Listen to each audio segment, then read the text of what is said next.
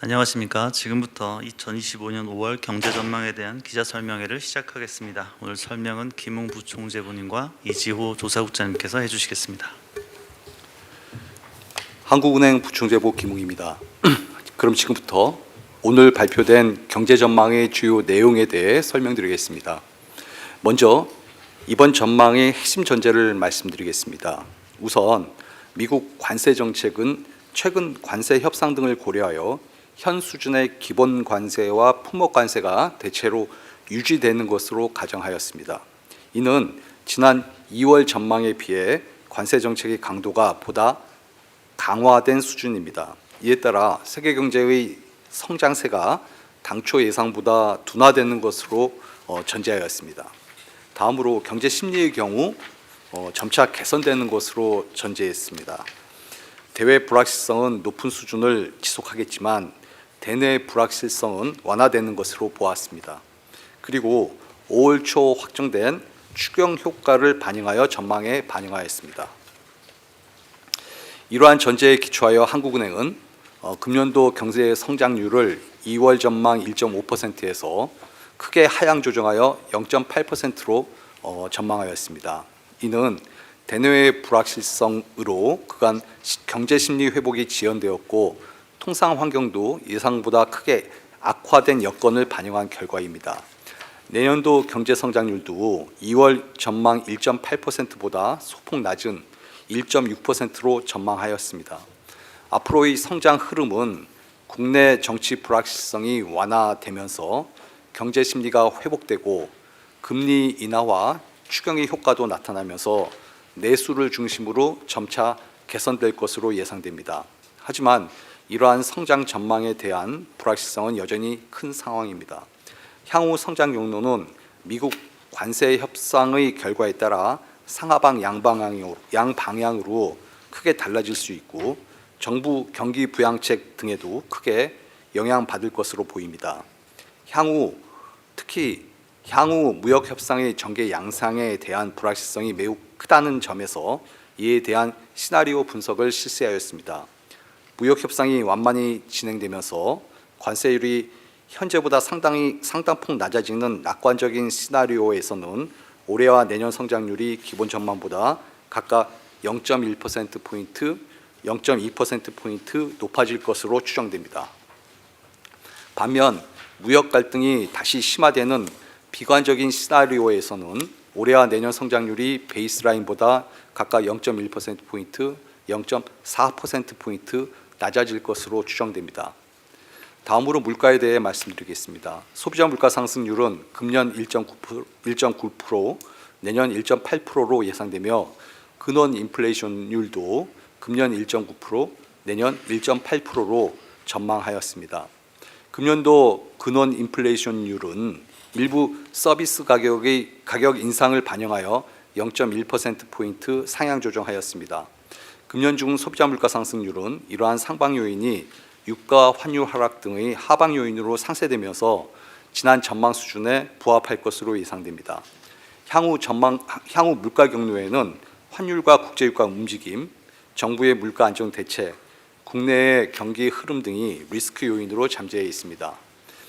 올해 취업자 수 증가 규모는 12만 명으로 지난 전망을 다소 상회할 것으로 예상됩니다. 제조업과 건설업의 고용 감소가 이어지겠으나 보건복지 부문의 일자리 증가세가 당초 전망을 웃돌 것으로 예상되는 점을 반영한 결과입니다. 다음으로 올해 경상수지 흑자 규모는 820억 달러로 지난 전망을 상회할 것으로 예상됩니다. 이는 수출 여건 악화에도 불구하고 유가 하락과 내수 회복 지연의 영향으로 수입이 더 크게 감소할 것으로 보이기 때문입니다. 종합해보면 국내 경기는 성장률이 당초 예상을 큰 폭 하회하겠지만 앞으로는 경제 심리 회복세가 이어지는 가운데 금리 인하와 추경 효과가 나타나면서 성장 흐름은 내수 중심으로 개선될 것으로 예상됩니다. 물가 상승률의 경우 금년과 내년 모두 목표 수준 근방에서 안정된 흐름을 이어갈 전망입니다. 이상으로 경제 전망에 대한 설명을 마치겠습니다. 좀 더 자세한 내용은 경제 전망 보도 자료와 경제 전망 보고서 인디고 부구를 참고하시기 바랍니다. 마지막으로 이번 경제 전망과 관련하여 궁금한 사항이 있으시면 질문해 주시기 바랍니다. 네, 질문 주실 때는 소속과 성명을 함께 말씀 부탁드리겠습니다.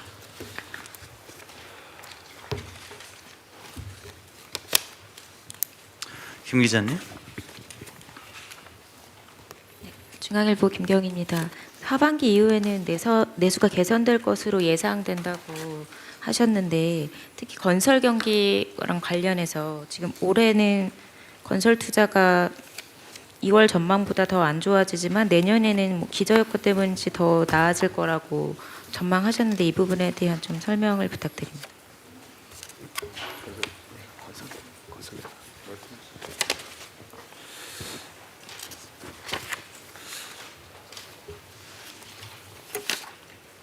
저희가 이게 건설 경기를 전망하는 데 있어서 지금 하반기 올해는 이제 한 뭐 6% 가량 마이너스를 보이지만 내년에는 한 3% 가량 2.8인데 3% 가량 플러스로 보았습니다.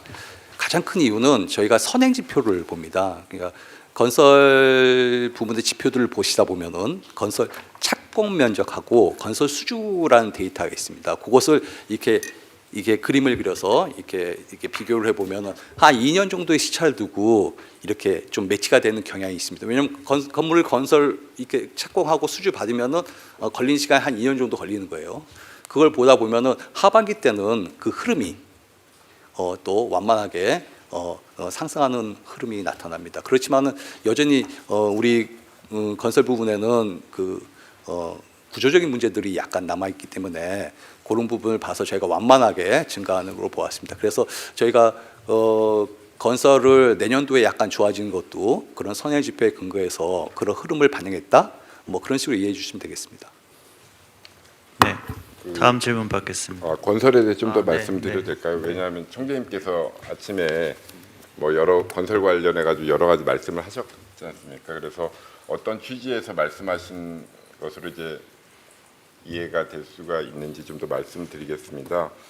뭐 이제 경기적인 요인이다, 뭐 구조적인 요인이다 이렇게 얘기를 하는데 지금 이제 저희 조사국에서 판단하고 있는 것은 어떠냐면 뭐 구조적인 부분을 말씀을 드리자면 하나는 어떻게 보면은 그 주택 부분에서 이제 어떤 인구 고령화라든가 그 다음에 지역 간의 어떤 주택을 말씀드리는 겁니다.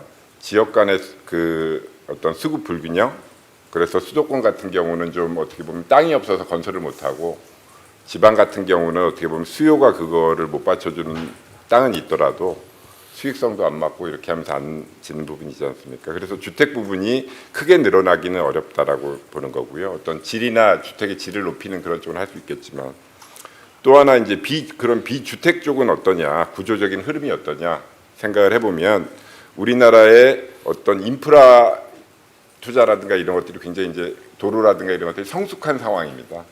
그래서 이것들이 앞으로 계속 이렇게 늘어나기가 어려운 상황이고요. 그 다음에 또 잘 아시는 것처럼 그러면 상업용 건물은 어떠냐? 이것도 이미 많은 공실이나 이런 데서 보시는 것처럼 이 부분에서 지금 이걸 더 짓는다는 것도 사실은 좀 무리가 있는 부분이 있고요.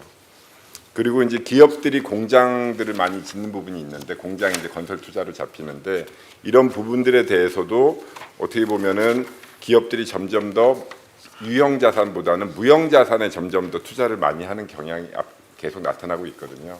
이런 점을 감안하면 24년 현재 우리나라의 건설 투자 비중이 GDP의 14.2%입니다. 14.2%인데 이것이 선진국이라든가 우리 주요 비교 대상의 국가들이 보통 보면 11% 내외거든요. 그러니까 이런 나라들에 비해서는 우리나라의 건설 투자 비중이 지금 굉장히 건설 경기가 극심하게 안 좋다라고 하는 거에 비해서도 그래도 여전히 굉장히 상당히 좀 높은 편입니다. 그래서 이렇게 추세적인 요인, 구조적인 요인을 감안하면 건설 투자가 계속 우리나라 성장을 끌어나가는 것 자체는 큰 그런 것을 우리가 기대하기는 어려운 거다. 만약에 그렇게 하더라도 건설 투자가 지금 어떤 뭐 지방이나 이런 데 시멘트로 더 건물을 지어가지고 우리나라 경제가 좋아지는 건 아니지 않습니까? 그래서 어떤 꼭 필요한 부분들, 향후 성장에 도움이 될 수 있는 뭐 AI라든가 이런 거 관련된 것 해서 예컨대 뭐 발전 이런 부분들에 대해서 좀 건설이 좀 되어야지, 이것이 그냥 어떤 뭐 과거에 보면 얼핏 말씀을 하셨었지만 과거에 보면 경기가 극심하게 부진하다, 그렇게 하면 각계에서 그 건설 경기 부양에 대한 요구가 이렇게 나오지 않습니까? 그렇게 하게 됐었을 때, 그러면은 그렇게 해서 이제 과도하게 이렇게 짓거나 이런 붐이 일어난 다음에 일어난 일이 뭐냐면 마지막 단위 가계부채 누중이거든요. 이것을 잘 돌이켜서 보시면 실제 우리나라가 이 가계부채 누중이 결국엔 민간 소비 여력을 이렇게 또 줄이는 것이고요. 그래서 시작은 경기 부진에 대응하자고 시작했던 일이 우리나라의 문제를 굉장히 구조적인 문제를 굉장히 심각하게 이끌어가는 이런 부분이 있습니다. 그래서 총재님께서 오전에 이제 건설 투자에 대해서 여러 가지 말씀하신 것은 그런 어떤 배경하에서 말씀드린 것이라고 이렇게 말씀드리고 싶습니다. 이상입니다. 네, 임 기자님.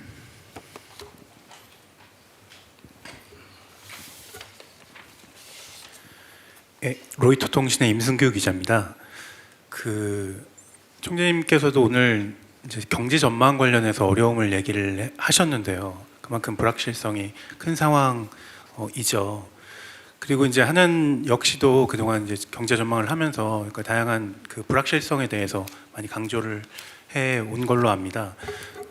그 과정에서 이제 시나리오 분석도 하고 있는데요. 그러니까 지금까지 이제 시나리오 분석을 보면 당장 2월 같은 경우 보면 그 시나리오 기본 시나리오에서 그 이레귤러가 나올 수 있는 그 부분이 이제 미국 관세를 계속 이야기를 했었단 말이죠.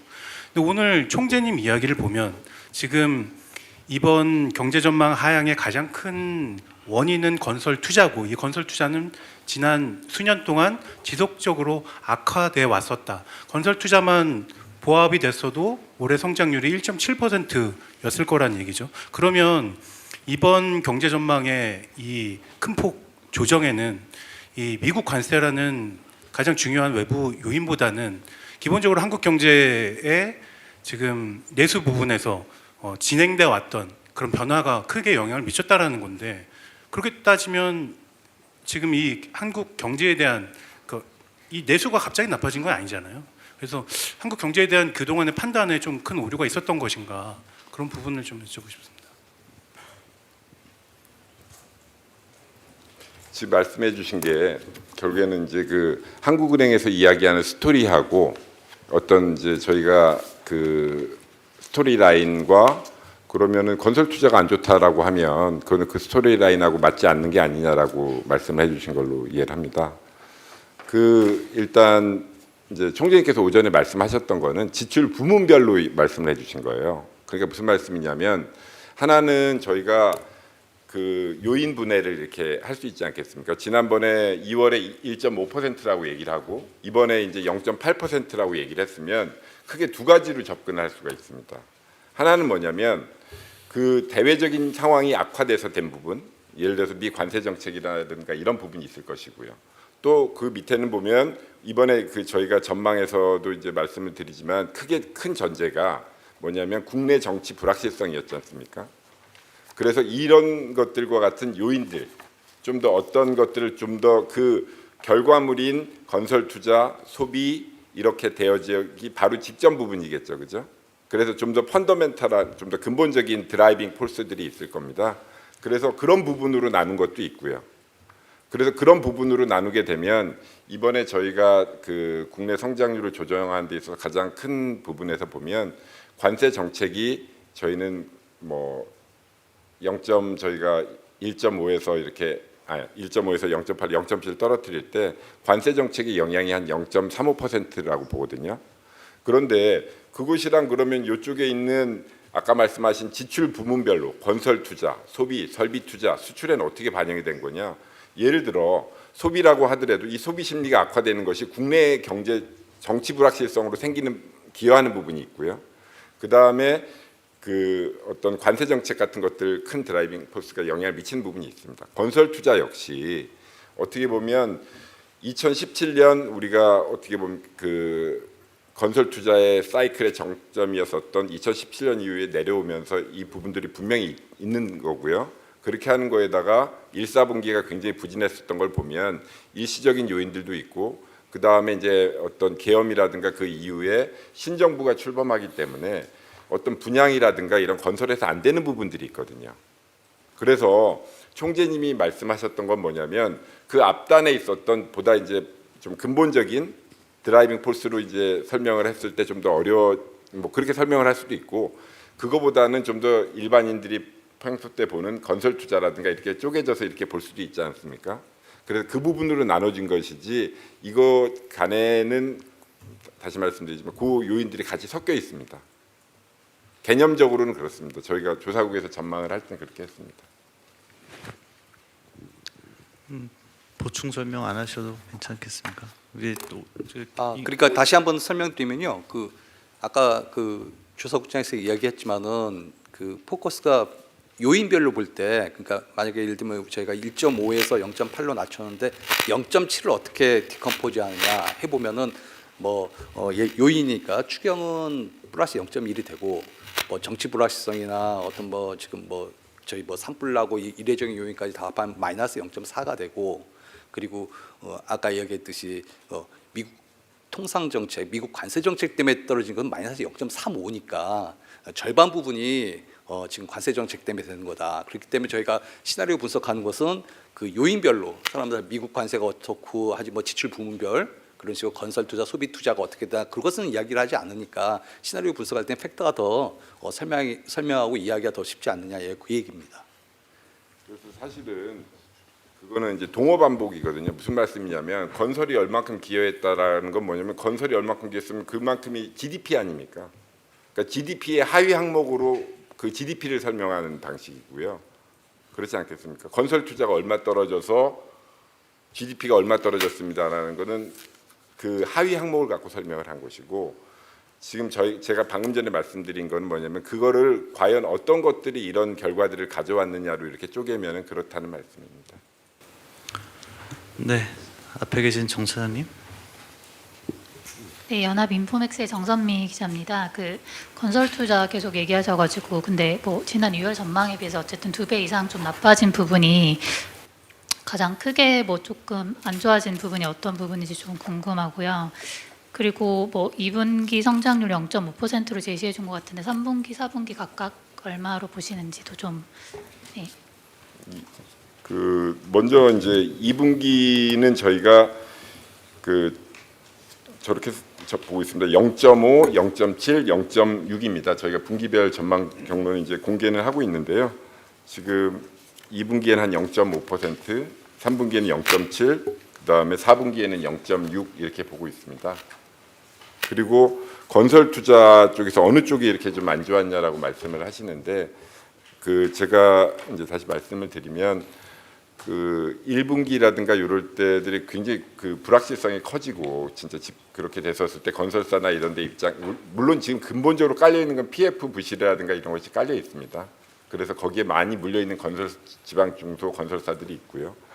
그렇지만 그거에 더해서 어떻게 보면 이제 뭐 계엄이 생기고 그 이후에 어떤 건설사들이 입장에서는 어떤 정책 방향이나 이런 것들이 좀 정해진 다음에 뭐 분양을 하든지 아니면 건설을 추가적으로 진행하든지 이렇게 되지 않겠습니까? 그래서 그런 부분들 그 다음에 뭐 좀 잘게 얘기를 하면 그때 이제 1분기나 뭐 4월이나 이때까지 어떤 뭐 기상 여건이나 이런 것들이 안 좋은 부분들은 분명히 건설에 또 영향을 미치는 부분이 있거든요. 그래서 그런 부분들을 종합적으로 이렇게 좀 반영한 거다라고 이렇게 말씀드리겠습니다. 네, 김 기자님. 예, 중앙일보 김남준입니다.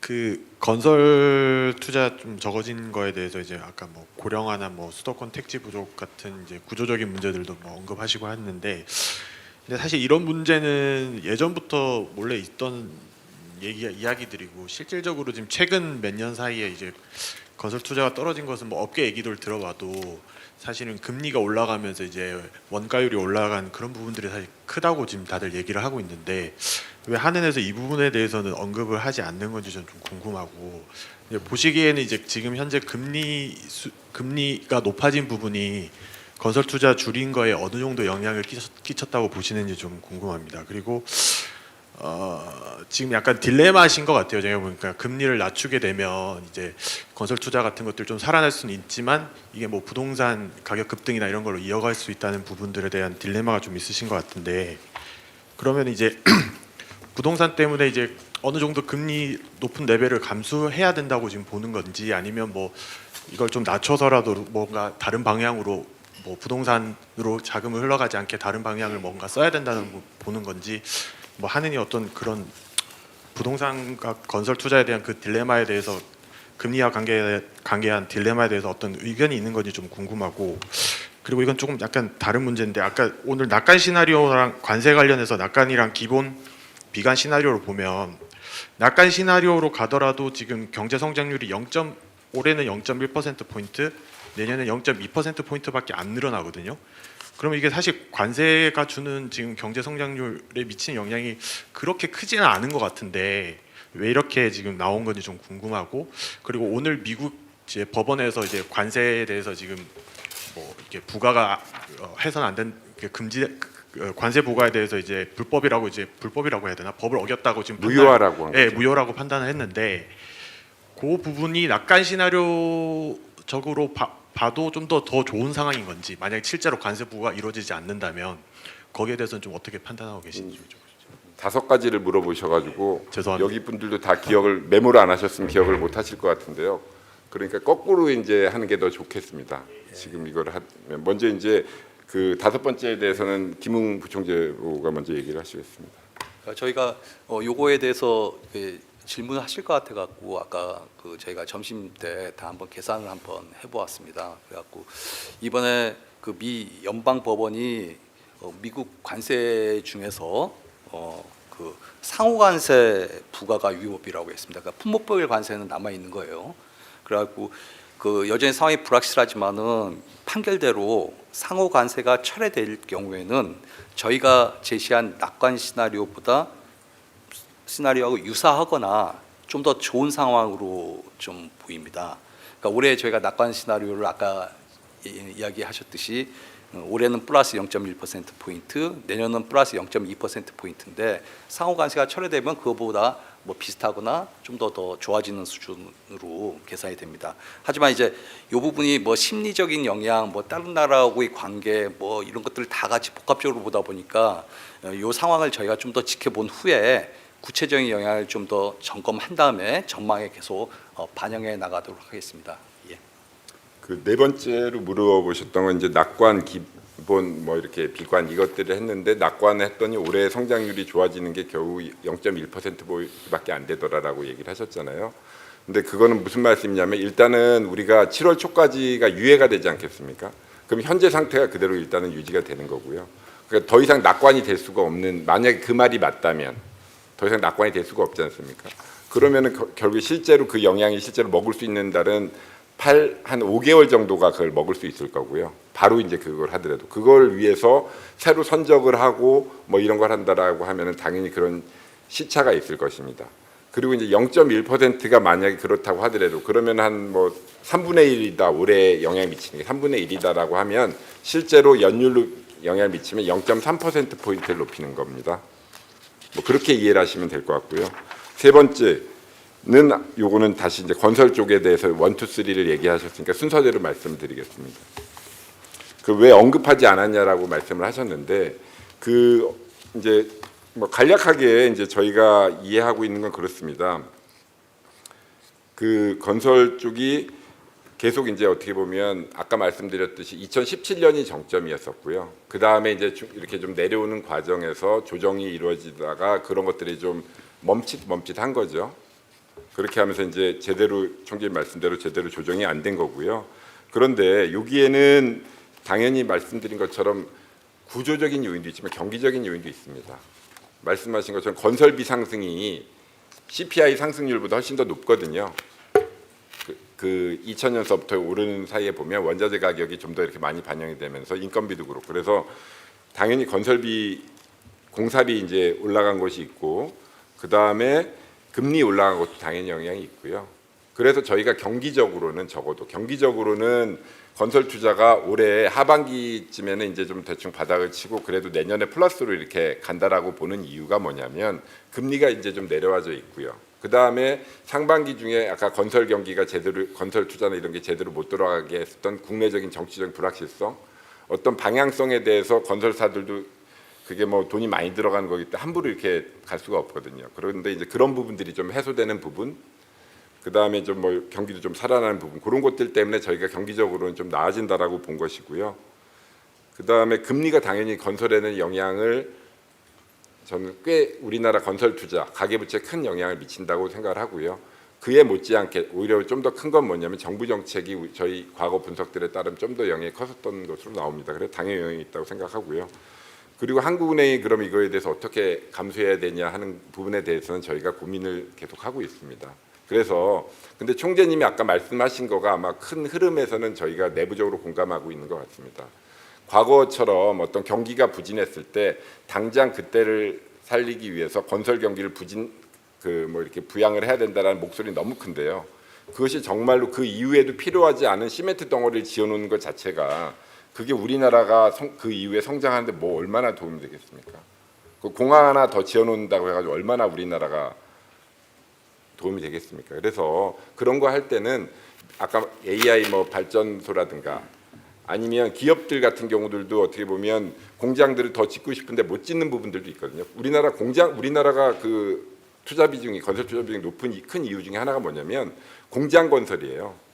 근데 공장 건설인데 더 짓고 싶은데도 못 짓는 부분이 어떤 규제나 이런 부분이 있어. 그런 규제 완화라든가 뭐 이런 부분들로 해서 좀 더 우리나라의 뭐 2, 3년, 5년 이럴 때 성장에도 진짜 도움되는 방향으로 그런 건설 경기 부양이 이루어져야 된다.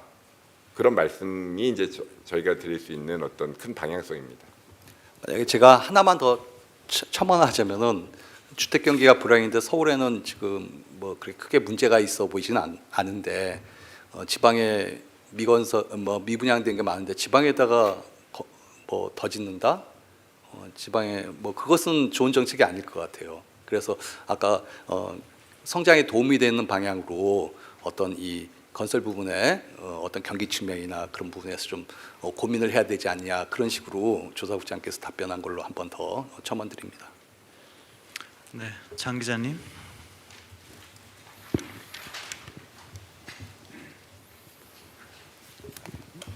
네, 이데일리 장영원입니다. 그 올해 물가 전망치 자체는 바꾸지 않으셨는데요. 분기별 경로를 보면 조금 달라졌거든요. 그러니까 뭐 2분기에는 당초 전망보다 조금 높고 그리고 3, 4분기는 조금씩 낮은데 이렇게 전망을 좀 수정하시게 된 구체적인 뭐 전제 변화나 배경이 있다면 좀 설명을 부탁드리고요. 다음으로는 2차 추경이 어쨌든 어느 정도는 확실시 된다고 볼 수 있는 상황인데 이제 우리 낙관 기본 이제 비관 시나리오를 보면은 관세 정책에 대해서는 이제 뭐 낙관적인 경우 비관적인 경우를 이제 가정을 해주셨는데 그러니까 재정 정책에 대해서는 전혀 고려가 안 된 것 같습니다. 물론 정해지지 않은 일을 반영하는 것이 좀 어렵다는 입장은 이해를 하겠지만 그렇게 따지면 관세 정책 역시 어느 정도 예상을 깔고 들어가는 부분이 있어서요. 재정이 좀 경기를 부양할 수 있는 부분 또 이제 뭐 재정이 늘어난다고 해서 무조건 성장률에 연결이 되지가 않고 당연히 어느 정도 한계 요인도 있을 것이고 효과가 달라질 수 있을 텐데요. 거기에 대해서 분석하신 부분이 있는지 사실 이런 경우에는 전망이 상당폭 수정되는 걸 또 감수해야 되는 상황이라서 이 부분에 대해서 좀 설명 부탁드리고요. 그리고 소비는 1분기를 저점으로 회복될 것 같다고 아까 총재님께서 오전에 말씀을 주셨는데요. 이렇게 판단을 하신 근거가 조금 있으실 것 같아요. 뭐 속부치를 뭐 저희는 잘 보지 못하지만 조사국에서는 경기 동향을 분석하고 계실 테니 이 부분 관련해서 좀 구체적으로 설명 주실 수 있는 부분이 있으면 부탁드립니다. 예, 그러시면 먼저 물가에 대해서 물가 동향팀장이 말씀드릴 거고요. 두 번째 그 2차 추경이나 뭐 이런 거에 대해서는 김웅복께서 말씀을 하실 거고요. 세 번째 그 소비 회복 근거에 대해서는 조사총괄 팀장이 얘기해 주겠습니다. 물가는 전반적으로 안정돼 있긴 하지만은 상반기 중에 좀 저희가 생각했던 것보다 가공식품이라든지 또 보험료 같은 아니면 개인 서비스, 외식 이런 부분에 서비스 가격이 좀 높아진 게 사실입니다. 이 부분이 하반기에도 이렇게 레벨로서 작용할 수 있기 때문에 그 상반기가 조금 더 저희가 생각했던 것보다 높아지면서 연간 전망을 유지한 거고요. 또 하반기에 조금 저희가 그 물가 상승률 낮춘 거는 경기가 좀 안 좋고 성장률을 많이 하향 조정했기 때문에 그 뭐 내수 쪽에서의 그 수요 압력이 좀 적어진 부분을 반영해서 하반기를 좀 내린 것입니다. 예, 저희가 추경 관련해서는 아까 그 모두에서 얘기했지만 저희 전제가 그 1차 추경, 소위 지금 말씀하신 1차 추경 그 13조 8조 원은 저희가 전망에 반영을 했습니다. 근데 2차 추경은 이야기는 나오고 있지만 이게 대선을 앞두고 있는 상황에서 저희가 이야기한다 자체가 좀 적절하지 않은 것 같아서 그 부분은 반영하지 않았습니다. 그리고 그 부분 시나리오 분석도 하지 않았습니다. 근데 만약에 2차 추경이 된다면은 성장률을 저희가 반영하지 않았으니까 올리는 요인이 되고 또 전망에 반영되지만은 또 정책에도 반영될 것이라고 생각합니다. 혹시 이제 뭐 그런 것들이 있으면 통상적으로 지난번 추경에 의해서 한국은행에서는 그럼 뭐 성장률이 얼마큼 높아지냐 이렇게 그 마지널 이펙트를 저희가 설명을 드리지 않습니까? 그럼 그거에다 얹으시면 됩니다. 그리고 예, 끝으로 그 소비 1분기 바텀업에 대한 뷰를 설명드리면 아시겠지만 올해 들어서도 정치 불확실성이 계속 지속되었고 그리고 예상보다 좀 더 길게 지속되면서 4월까지도 소비가 좀 좋지 않았습니다. 하지만 5월 초에까지도 좀 좋지 않은 흐름을 보였지만 5월 중순 이후부터는 저희가 카드 사용액을 보니 조금씩은 계속 개선되는 조짐을 관측하고 있고요. 그리고 앞으로도 뭐 아시겠지만 5월 심리도 크게 반등을 했고 또 앞으로도 1차 추경의 효과도 나타날 것이고 그리고 그동안의 금리 인하 효과가 점차 계속 이어지는 점도 있고요. 그리고 신정부 출범에 따른 기대 효과까지도 더해져서 앞으로 내수 소비는 개선 흐름을 이어갈 것으로 제가 보고 있습니다. 네, 다음 질문 받겠습니다. 다음 질문 서 기자님. 네, 아까 그 미국 연방국제통상법원 재판부 상호관세 무효 영향 관련해서 그 낙관 시나리오보다 좀 더 좋아지는 수준이다 이렇게 얘기 주셨는데 어떻게 보면 조금 당연한 결과인 것 같아서요. 그래서 아까 수치 계산하셨다고 해서 다시 한번 여쭤보는데 조금 더 자세하게 보면 뭐 아까 0.9였는데 1%를 그럼 조금 넘을 가능성도 있는지 여쭤보고 싶습니다. 좀 전에 주신 낙관 시나리오가 1% 못 넘을 수도 있다 이렇게 해석돼서 기사가 나오고 있어서요. 0.1%포인트라고 저희가 낙관 시나리오가 올해 성장률 0.1%포인트, 내년 성장률 0.2%포인트라고 낙관 시나리오에서 밝혔는데 이번에 연방 법원의 판결을 그 상호관세를 취소한다고 하면은 그거하고 비슷한 수준이거나 더 좋아질 수 있다라는 게 저희 얘기입니다. 그리고 저희가 구체적으로 지금 숫자를 제시하지 않는 이유는 지금 이 부분에 대한 게 좀 명확하지가 않은 것 같아서 좀 그 부분을 좀 봐야 될 것 같고 또 가처분 신청이나 뭐 여러 가지 뭐 프로세스들이 또 있는 것 같아서 그걸 좀 봐야 되고 또 하나는 저희가 지금 계산하는 게 직접 다이렉트 되는 효과들을 계산을 했는데 그러니까 대미 수출 부분인데 또 저희가 뭐냐면 글로벌 밸류체인 다른 나라를 우회해서 예를 들면 중국과의 관계를 통해서 저희가 또 영향받는 부분 그리고 또 심리적인 부분 그리고 불확실성이 해소돼서 나타나는 부분 그런 부분을 다 더해봐야 되는데 그 부분은 아직 계산을 하지 않았습니다. 그렇지만 그 부분까지 감안했을 때 저희가 당초 제사에서 올해 성장률 기준으로 하면은 0.1%포인트나 또 그거보다 더 이상일 수 있다. 거기까지가 제가 답변 드릴 수 있는 겁니다. 조금 더 부연 설명드리면요. 말씀하셨듯이 미 법원 판결대로 상호관세가 중단된다고 한다면 저희가 1페이지에 그 전망보고서 1페이지 보면 낙관 시나리오 패스가 있습니다.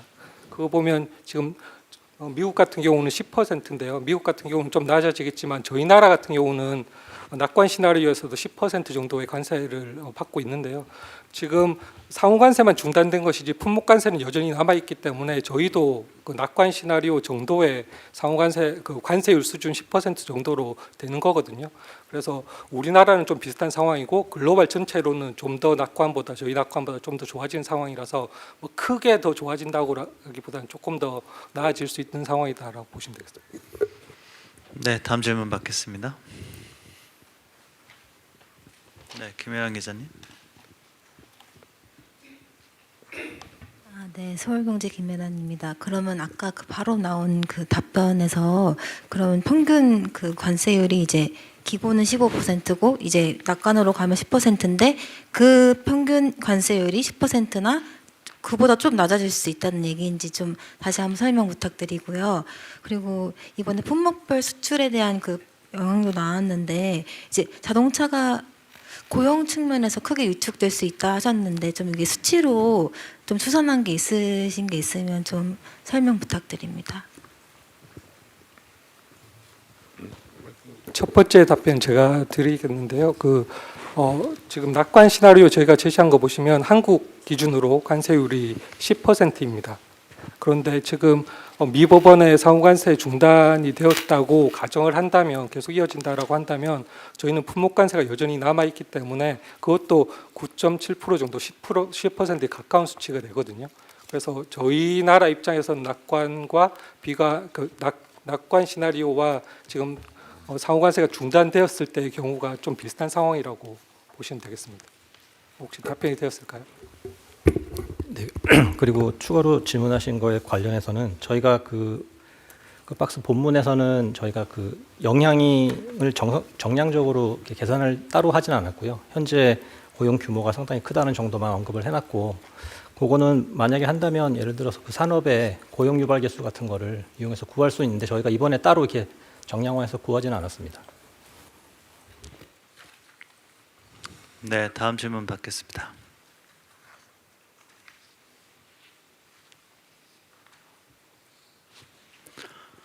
네, 김 기자님. 네, 하나만 추가 질문 드리고 싶은데 그 근원 물가가 지금 지난번 전망도 그렇고 조금씩 기조적으로 상승세일 것으로 지금 보고 계신데 여기에 대해서 좀 더 우려할 부분은 없는지. CPI 자체는 뭐 안정돼 있다고 하지만 근원 물가가 올라가면서 사람들이 아까 말씀하셨지만 뭐 외식 서비스 물가 이런 것들은 올라서 채권 물가는 계속 여전히 높다 이런 불만도 나오고 있거든요. 여기에 대해서 좀 어떻게 보고 계신지 궁금합니다.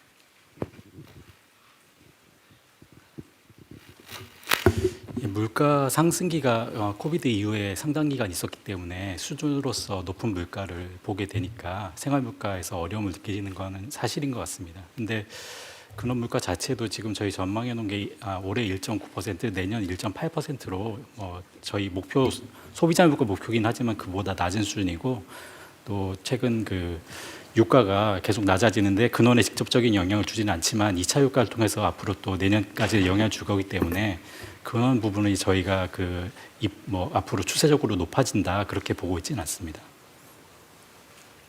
네, 추가로 질문해 주실 기자님 계십니까? 네, 김지영 기자님. 분할보 김지영 기자입니다. 자꾸 디테일한 질문이 반복되는 것 같은데 그 박스에 보면은 평균 관세율 13.3%로 얘기해 주셨거든요. 이거는 기본 관세랑 품목 관세를 종합해서 내신 평균 관세율인 건가요? 얘기해 주시죠. 그러면은 그 똑같은 질문인데 그 미 법원 판결 이후에 이 평균 관세율이 어떻게 변하는지도 설명을 좀 해주시면 좋을 것 같네요.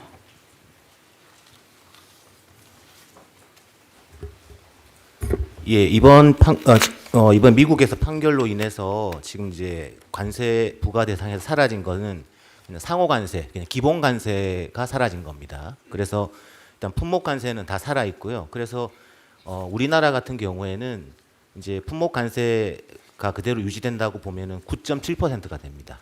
예. 그러니까 13.3이 아니라 9.7이 된다는 말씀이신 예, 거예요? 그렇게 낮아지는 거죠. 예. 그러면 이게 2월 전망 때는 평균 관세율이 몇 %로 보신 거예요?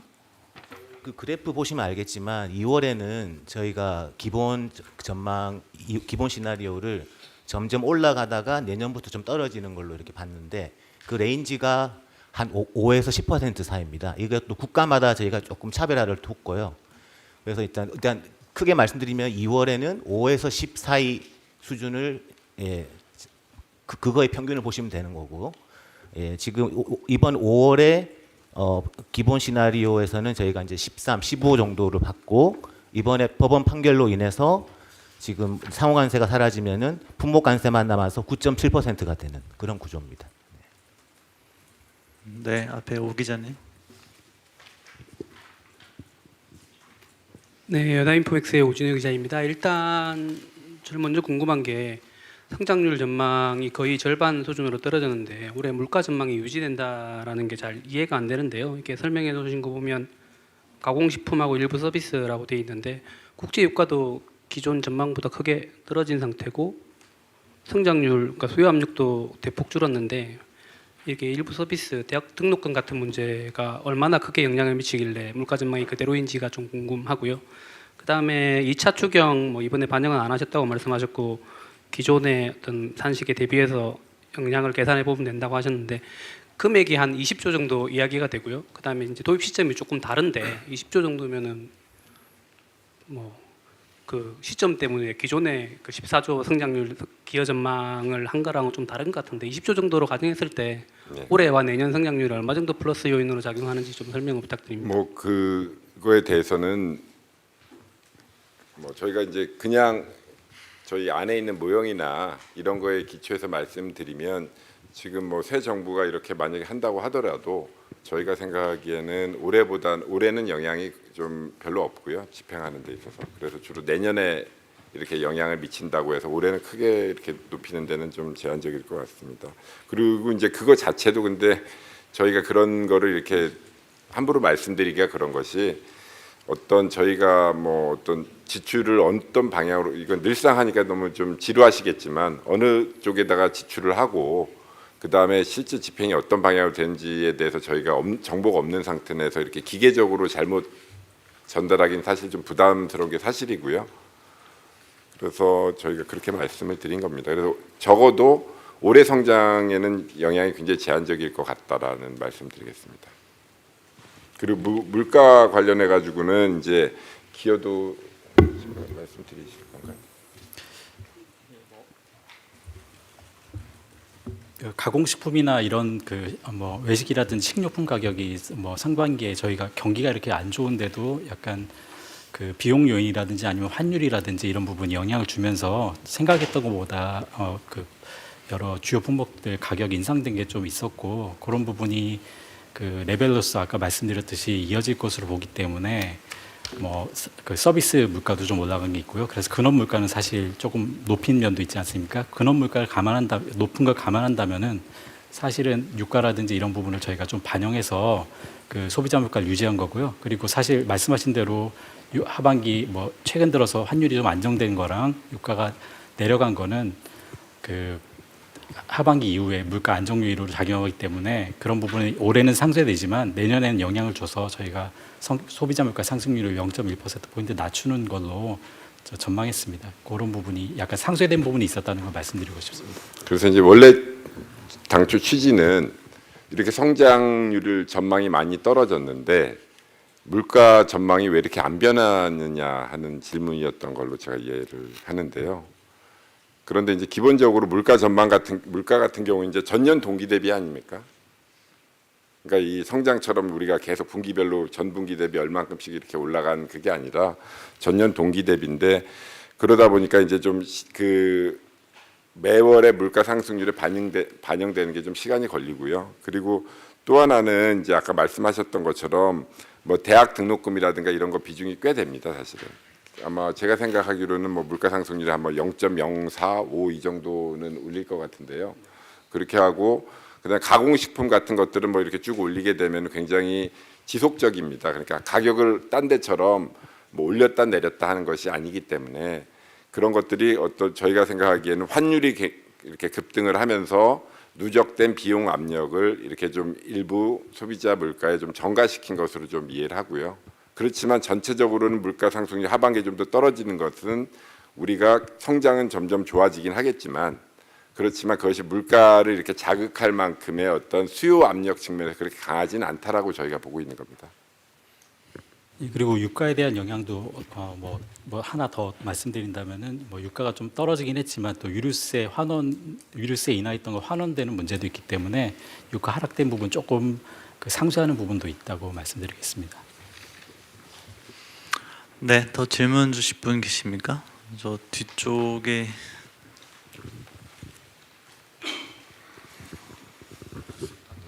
네, 안녕하세요. SBS 노동규입니다. 말씀 잘 듣고 있습니다. 내년 성장 회복 요인으로 금리 인하와 추경 효과를 드셨는데요.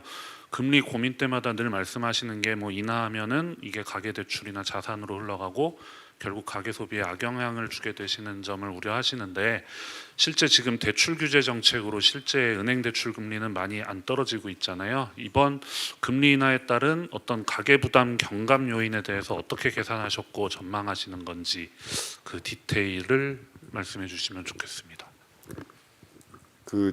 저희가 사실 지금은 제가 안 갖고 있고요.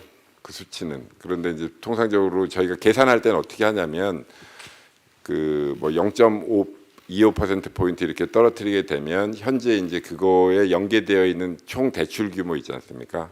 그걸 곱해 가지고 이렇게 하는데, 말씀하신 것처럼 어떤 가계 대출 규제나 이런 것들 때문에 그만큼이 충분히는 반영이 안 되는 것은 알고 있고요.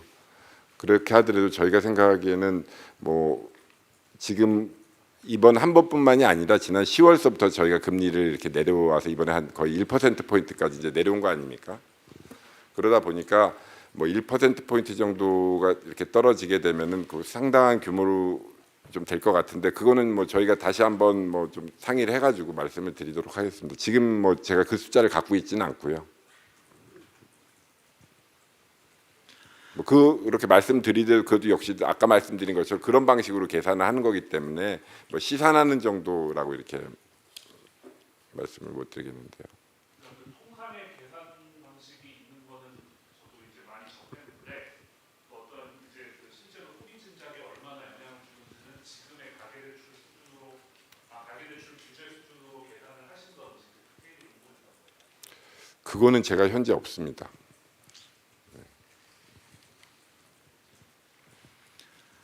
네, 김 기자님 마지막 질문 받겠습니다.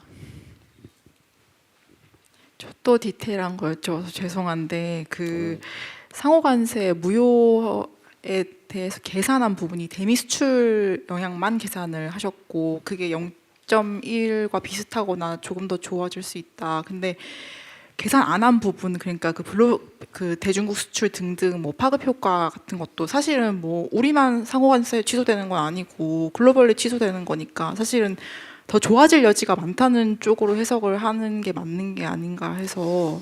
일단 그거에 대해서 말씀드리면, 저희가 이제 어느 정도 그 말씀드렸겠지만 지금 현재로서는 정확하게 이렇게 말씀드리기는 숫자가 그럼 얼마냐, 예를 들어서 0.1이냐 0.2냐 뭐 이렇게 말씀드리기는 사실은 굉장히 어렵습니다. 왜냐하면 저희들도 지금 이것을 내부적인 어떤 모형을 지금 해서 아까 계략적인 어떤 톤을 이렇게 전달한 것도 우리가 그거에 따라서 그냥 지금 현재보다 이만큼 내려가는 부분 때문에 각각의 관세율에 대해서는 저희가 이렇게 평가를 어느 정도 할 수는 있는데요. 그거에 대해서 그렇게 되면 한 성장률이 어느 정도 영향을 받는다 정도를 아까 지금 말씀하신 것처럼 모든 경로들을 통해서, 사실은 미중 갈등 그 관세율 올라갔던 게 우리 관세보다도 더 크게 영향을 미쳤었거든요, 사실은. 그래서 총재님도 지금이 좀 더 좋아진 거다, 4월보다 좋아진 거다라고 얘기를 했던 거고, 그래서 그런 어떤 다각도로 생기는 어떤 파급 경로에 대해서 이렇게 고려를 지금 안 한 상태라서, 못한 상태라서 저희가 뭐 구체적인 수치는 지금 제시를 하지 않았습니다. 그래서 좀 더 이거는 며칠 저희가 좀 더 이렇게 전개 상황을 좀 보고요. 그렇게 하고 또 다시 이렇게 말씀드릴 기회가 있을 것 같습니다. 더 디테일하지 못해서 죄송합니다. 네, 이상으로 오늘 경제선망 기자 설명회를 마치겠습니다. 감사합니다. 수고하셨습니다.